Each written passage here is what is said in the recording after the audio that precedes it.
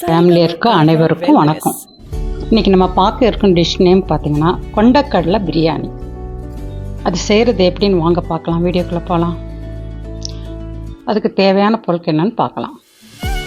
பட்டை, கிராம்பு, ஏலக்காய், அன்னாச்சிப்பூ, பூண்டு, இஞ்சி, கொத்தமல்லி தழை, புதினா தழை, பச்சை மிளகாய், கொண்டக்கடலை, பாஸ்மதி ரைஸ், நெய், வெங்காயம், பிரிஞ்சி இலை, தயிர், கரம் மசாலா பொடி, மிளகாத்தூள், மல்லித்தூள், மஞ்சத்தூள், உப்பு, இது தேவையான நம்ம தாளிக்கிறதுக்கு எதுவுமே எடுத்துகிட்டு பருக்கில் கிராம்பு, ஏலக்காய், அன்னாச்சிப்பூ. இப்போ நம்ம ஒரு பிரியாணி பாட்டை அடுப்பில் வச்சுக்கலாம். அடுப்பு பாட்டை வச்சுக்கலாம். இப்போ பார்த்திங்கன்னா சுண்டைக்கல்ல பார்த்திங்கன்னா புரத சத்து அதிகமாக இருக்குது. அதனால் பார்த்திங்கன்னா நம்ம சுண்டைக்கல்லை வந்து நம்ம பிரியாணி செஞ்சு கொடுக்குறப்ப குழந்தை இஷ்டமாக சாப்பிடுவாங்க. உடம்புக்கு நல்லது. நம்ம எப்பயுமே சிக்கன், மட்டன் பிரியாணி தான் நம்ம செஞ்சிட்ருக்கோம். ஒரு தடவை இப்படி செஞ்சு பாருங்களேன். இப்போ பாருங்களேன், இது 2 பச்சை மிளகா, பூண்டு, கொத்தமல்லி தழை, புதினா, இஞ்சி. இது வந்து பார்த்திங்கன்னா நம்ம எல்லாம் ஒரு பேஸ்ட் மாதிரி கிடையாது. கொஞ்சம் பேஸ்ட்டுக்கு முன்னாடி அந்த பக்கத்தில் தண்ணி ஊற்றாமல் நம்ம அரைச்சிட்டு வைக்கணும். ஏன்னா இதை அரைச்சி நம்ம போடுறப்போ சுவை நல்லாயிருக்கும்.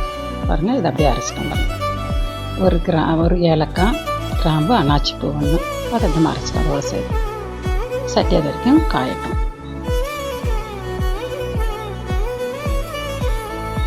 இப்போ காஞ்சிடுச்சு. நம்ம நெய் எடுத்துக்கலாம்.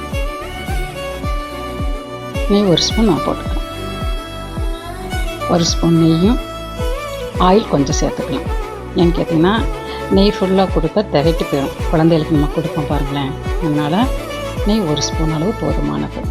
கொஞ்சம் நம்ம ஆயில் சேர்த்துக்கலாம். இப்போ உங்களுக்கு வந்து திகட்டாமல் இருக்கும். நம்ம சாப்பிட்றதுக்கு பெரியவங்களுக்கோ சின்னவங்களுக்கோ பார்த்திங்கன்னா திகட்டாது. காஞ்சிக்கிட்டோம் ஆயில். இப்போ பார்த்திங்கன்னா பாருங்கள், 2 ஏலக்காய், கொஞ்சம் பட்டை, அன்னாச்சிப்பூ, கல்பாசி, பிரிஞ்சி இலை. ஆல்ரெடி நம்ம இதை அரைச்சிருக்கோம். பட் இப்போ இதில் கொஞ்சம் தான் நம்ம சேர்க்குறோம். மொத்தமாக இடத்துல கொஞ்சம் நம்ம வந்து எப்பயுமே இதில் போட்டு தாளிக்கிறது கொஞ்சம் வச்சுக்கிட்டா ரொம்ப நல்லாயிருக்கும். அந்த மனம் இருக்கும்.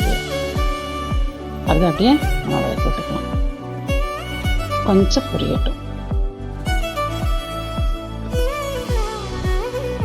பொரிஞ்சதுக்கு பின்னாடி நம்ம ஆனியன் இந்த வச்சுருக்கோம் பாருங்க, தக்காளி இதெல்லாம் கட் பண்ணி வச்சுருக்கோம். நம்ம அதை எடுத்துக்கலாம். பெரிய வெங்காயம் பெரிய சைஸில் 2 தக்காளி பழம், 2 தக்காளி பழம், புதினா, கொத்தமல்லி, ஒரே ஒரு பச்சை மிளகா. நம்ம ஆல்ரெடி 3 பச்சை மிளகா மொத்தம் எடுத்தோம். இதில் 2 நம்ம வந்து அரைச்சிட்டு வந்துட்டோம். இப்போ 1 மட்டும் நம்ம போட்டுக்கலாம். இப்போ வெங்காயத்தை பார்த்திங்கன்னா நீல வாக்கில், நெட்டு வாக்கில் நம்ம கட் பண்ணிக்கணும். இப்போ வெங்காயத்தை ஃபஸ்ட்டு நம்ம போட்டுக்கலாம். வெங்காயம் கொஞ்சம் வதங்கட்டும். ஏன்னா தக்காளி போடக்கூடாது. அதை வதங்கிற பின்னாடி நம்ம போட்டுக்கலாம். இப்போ நான் எடுத்து வச்சுருந்து பாருங்கள், பட்டை, கிராம்பு எல்லாம் சேர்த்து அப்படியே வதங்கட்டும். இப்போ பார்த்திங்கன்னா தக்காளி நான் போட்டுக்கலாம். தக்காளியுமே கொஞ்சம் நீல நெட்டு வாக்கில், கொஞ்சம் பெரிய சைஸாக இல்லாமல் கொஞ்சம் சின்ன சைஸாகவே நம்ம கட் பண்ணிக்கலாம். நல்லா வதங்கட்டும். நல்லா பார்த்திங்கன்னா நல்லா வதங்கினா தான் தக்காளியும் நல்லா வதங்கணும். இப்போ அந்த ஒரு பச்சை மிளகா நான் போட்டுக்கலாம். இது கொஞ்சம் வதங்குறது கொஞ்சம் நல்லா உங்களுக்கு வதங்கி கொடுத்தோன்னே தக்காளியே கொஞ்சம் அந்த தோல்லாம் சுருங்கி நல்லா வதங்கி வந்ததுக்கு முன்னாடி பாருங்கள், கொஞ்சம் கலர் சேஞ்ச் ஆகிடுச்சு பாருங்கள். அப்போ தான் நம்ம அரிசி போடுறப்போ அது நல்லா அந்த இது மாதிரி ஒரு கிளாக இருக்கும். இப்போ நம்ம அரைச்சி வச்சோம் பாருங்கள். தண்ணி இல்லாமல் மெயின் இதை அரைக்கணும். தண்ணியோடு அரைக்கக்கூடாது. ஆல்ரெடி நம்ம கொஞ்சம் அதை ஈரத்தன்மை இருப்பாங்க, அந்த இதே போதும். மிக்சியில் போட்டு இந்த அளவுக்கு அரைச்சிட்டு வந்தால் போதும். அதையும் சேர்த்து வதக்கலாம். இந்த பச்சை வாடை போதும். நல்லா வதக்கிக்கலாம். சாரிகமா கார்வா வெல்னஸ். நல்லா வதங்கணும். உங்களுக்கு இது எந்த அளவுக்கு வதங்குதோ அந்த அளவுக்கு நம்ம பாஸ்மதி ரைஸ் போட்டோன்னே கொஞ்சம் நேரத்தில் வெந்துடும் பாருங்களேன். அதனால் இது நல்லா இதிலே வதங்கிக்கணும். வதங்குறப்போ அந்த வாடை நார்மல் நல்லாயிருக்கும். பாருங்கள், ஆல்ரெடி நம்ம பார்த்திங்கன்னா சுண்டல் வந்து பார்த்திங்கன்னா வேக வச்சு வச்சுருக்கோம். இது வந்து 2 விசில் வந்தால் போதும். அந்த அளவுக்கு எடுத்துருக்கோம். நிறைய விட்டுறக்கூடாது. ஏன்னா நிறைய ஒரு 4-5 விசில் விட்டுட்டோம்னா குழஞ்சிரும். அப்போ நம்ம திருப்பி நம்ம இதில் போட்டு கிண்டுறப்போ சாதத்தோடு சேர்த்து அந்த ரைஸோடு சேர்த்து வேகிறப்ப பார்த்திங்கன்னா ரொம்ப குழஞ்சிருக்கும். துண்டு மட்டும் தெரியாது. நல்லா சுண்டல் போட்டு இப்போ மிளகாத்தூள் 1 ஸ்பூன், மஞ்சத்தூள் 1/2 ஸ்பூன், மல்லித்தூள் 1 ஸ்பூன், கரம் மசாலா பொடி 1 ஸ்பூன். இது நம்ம உப்பு தேவையான அளவுக்கு உப்பு நம்ம எடுத்துக்கிட்டோம். இப்போ அப்படியே நம்ம வதக்கி விட்டுக்கலாம். அந்த பொடியோட அந்த வாடையெல்லாம் போகணும், அந்த நல்லா அந்த ராஸ்மல் போகணும், அது வரைக்கும் நல்லா நம்ம வதக்கி விட்டுக்கலாம். அப்படியே வதங்கிட்டு அப்படியே கொஞ்சம் உங்களுக்கு வதங்கவே உங்களுக்கு அந்த வாடை வரும், அந்த ஸ்மெல் வர்றப்பே தெரியும். இப்போ கொஞ்சம் கொத்தமல்லி, ஏன் பார்த்திங்கன்னா ஒரு கைப்பிடி புதினா கொத்தமல்லி போடணும். நம்ம வந்து முக்கால்வாசி நம்ம அரைச்சிட்டோம், கொஞ்சம் கால்வாசி மட்டும் நம்ம எடுத்து வச்சோம்னா இப்போ இதோட போட்டு வதக்கலாம். நான் எல்லாம் அரைச்சோன்னு தெரியாது பாருங்களேன். இப்போ கொஞ்சம் அந்த பச்சை மல்லியும் புதினாவும் கொஞ்சம் அப்படி பார்க்குறப்ப நல்லாயிருக்கும். அது குழந்தைருக்கு நம்ம என்ன போட்டு அரைச்சாலும் இது போட்டால் தான் தெரியும்.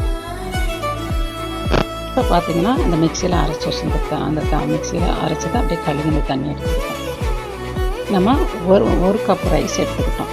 சுண்டல் வந்து பார்த்திங்கன்னா 1/2 கப்பு கொஞ்சம் கூட இருந்துச்சு, ஆனால் ஊற வச்சோன்னு பார்த்திங்கன்னா 1 கப்பு பக்கம் வந்துருச்சு. இப்போ அதனால் என்ன சொன்னால் நம்ம பார்த்திங்கன்னா நான் 3 கப்பு தண்ணி எடுத்துக்கிட்டேன். அந்த அரிசி வச்சுருந்த பாருங்கள், அந்த கப்பில் 3 கப்பு தண்ணி அப்படியே கிண்டி விட்டுக்கலாம். சாரிகமா கார்வா வெல்னஸ் பாருங்கள் இந்த அளவுக்கு தண்ணி. இப்போ அப்படியே நம்ம மூடி வச்சிடலாம். ஒரு கிண்டி விட்டு மூடி வைக்கணும். அரிசியை போட்டு வரதை மூடி வச்சுக்கணும். ரைஸ் நம்ம போட்டுக்கிறோம். ரைஸ் வந்து ஒரு 1/2 ஹவருக்கு முன்னாடி கழுவி நம்ம எடுத்து வச்சுருந்தோம். 2 தடவை கழுவிடணும். நல்லா கழுவி நம்ம எடுத்து வச்சுருந்தோம்.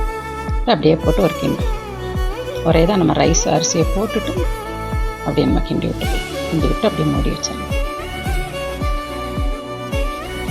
அதில் கொதி வந்துடும் பாருங்களேன். அப்படியே மூடி வச்சிடலாம். இது அப்படியே வேகட்டும். ஒரு 5 to 7 நிமிஷம் வேகட்டும். ஓரளவுக்கு நம்ம இடையில வந்து பார்த்து இடையில கிண்டி விடணும். ஒரு தடவை ஓப்பன் பண்ணி பார்க்கணும் எந்த அளவுக்கு வெந்திருக்குன்ட்டு. கொஞ்சம் வேகணும்னா இன்னும் ஒரு 2 நிமிஷம் கூட வச்சோம். மொத்தத்துக்கு ஒரு 10 நிமிஷம் கணக்கு வச்சுக்கோங்க. இது ஒரு 7 நிமிஷம் இருந்தாலே நம்ம வந்து தயிரை ஊற்றிட்டு திருப்பி ஒரு 5 நிமிஷம் வைக்கிறப்ப கரெக்டாக பக்கம் கரெக்டாக இருக்கும். தயிர் வந்து பார்த்திங்கன்னா ஒரு 2 ஸ்பூன் அளவு, நிறையா ஊற்றிடக்கூடாது. தயிர் ஊற்றுறப்ப நல்லாயிருக்கும், உங்களுக்கு டேஸ்ட்டு நல்லாயிருக்கும். அப்படியே கிண்டி விட்டுருலாம். அந்த கிண்டவே அந்த தயிரோட அந்த கட்டிக்கிட்டே இருப்பாங்க, அதெல்லாம் நல்லா கரைஞ்சிடும். நல்லா அப்படியே கிண்டி விட்டுருணும். கிண்டி விட்டு இது வேகிறதுக்கு சரியாக இருக்கும். நல்லா கிண்டி விட்டுக்கலாம். வச்சு அப்படியே மூடி வச்சிடலாம். அப்படியே ஒரு 5 நிமிஷம் ஆகட்டும். ஓரளவுக்கு தண்ணி வற்றிடும். உங்களுக்கு தண்ணி வற்றினோன்னா இப்போ நம்ம அப்படியே எடுத்தாங்கள தண்ணியெல்லாம் நல்லா வற்றிடுச்சு பாருங்கள். நல்லா சுண்டல் தனியாக சாதம் தண்ணி அப்படியே உதிரியாக இருக்குது பாருங்களேன். இதில் அப்படியே நம்ம கொத்தமல்லி தலையை தூவி விட்டுக்கலாம். வேணும்னா நீங்கள் தூவி விட்டுக்குங்க. கொஞ்சம் நெய் ஊற்றிக்கலாம். நான் ஆல்ரெடி நம்ம கொத்தமல்லி தலை போட்டிருக்கோம். உங்களுக்கு தேவைன்னா தூவிட்டுக்கு, நான் வந்து போடலை. அப்படியே நெய் ஊற்றி அப்படியே கிண்டி அப்படியே நல்லா அப்படியே தம்மில் வைக்கிற மாதிரி அப்படியே நம்ம வச்சிடணும். நல்லா கிண்டி விட்டு அந்த நெய் எல்லா பக்கம் படுற மாதிரி கிண்டி விட்டு அப்படியே தம்மில் வச்சிடலாம். அப்படியே ஒரு அப்படியே மூடி வச்சிடலாம். இப்போ பார்த்தீங்கன்னா கொண்டக்கடலை பிரியாணி ரெடி ஆயிடுச்சு. இப்போ எடுத்து சர்வ் பண்ணுறது தான் பாருங்கள். அதுக்கு சைட் டிஷ்ஷாக பார்த்திங்கன்னா நான் வெங்காய தயிர் பச்சடி வச்சுக்கிட்டேன். இதை நீங்கள் உங்கள் வீட்டில் செஞ்சு பாருங்கள். இந்த வீடியோ உங்கள் ஃப்ரெண்ட்ஸுக்கு ஷேர் பண்ணுங்கள், லைக் பண்ணுங்கள், சப்ஸ்கிரைப் பண்ணுங்கள். ஆனால் பக்கா டேஸ்ட்டாக இருக்கும். நீங்கள் ஒரு தடவை செஞ்சு பாருங்களேன். குழந்தை இது தான் உங்களுக்கு லஞ்சுக்கு கேட்பாங்க. உங்களுக்குமே பிடிக்கும். நீங்கள் சின்னவங்களுக்கு பெரிய வரைக்கும் சாப்பிடலாம். தேங்க்யூ.